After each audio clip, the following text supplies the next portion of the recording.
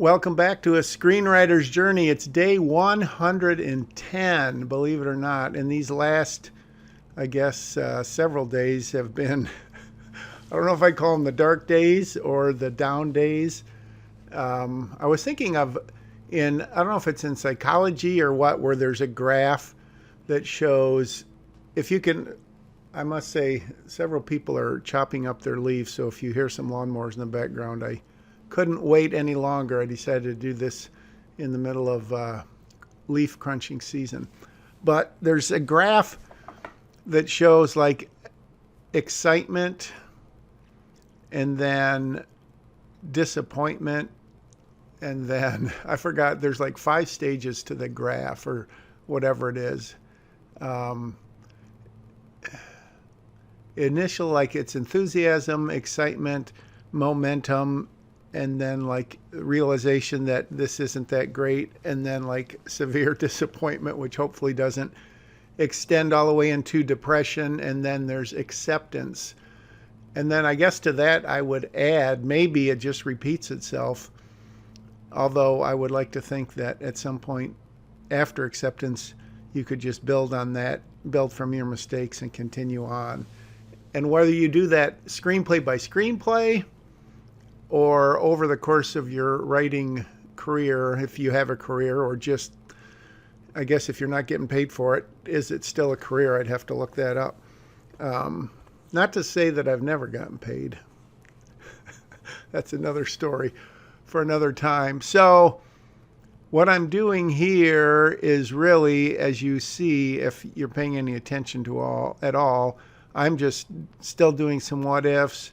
I'm carrying out some new story ideas, completely switching up really probably the whole script, although I never, as I look at this, and I'm recording this at least 2 weeks after I wrote this, I don't know how far along I'm getting in terms of the real story, because I do a lot of not really false starts. I go, and then I go, that's sort of a dead end, or, oh, I got a better idea.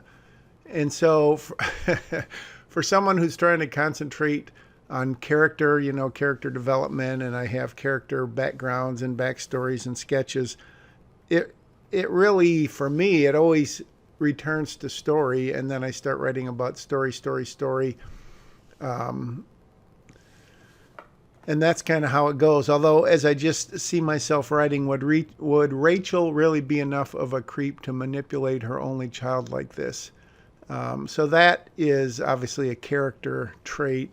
And I know they say character and story go hand in hand and all of that stuff.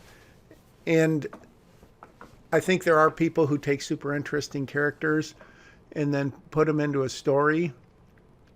I guess best case would be getting super interesting characters and putting them into the most uncomfortable situation you could find, which, you can do for a scene, you can do for a short, but can you do that for a whole movie? Does it work commercially? Will it put people to sleep? Will it super excite them? I guess I'd have to think about some big hit movies that aren't, big action Marvel or whatever movies, that it'd be interesting to know.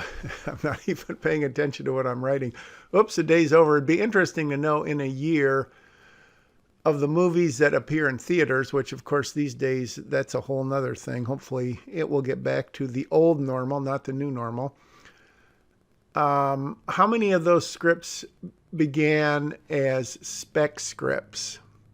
I would say maybe, this would be depressing.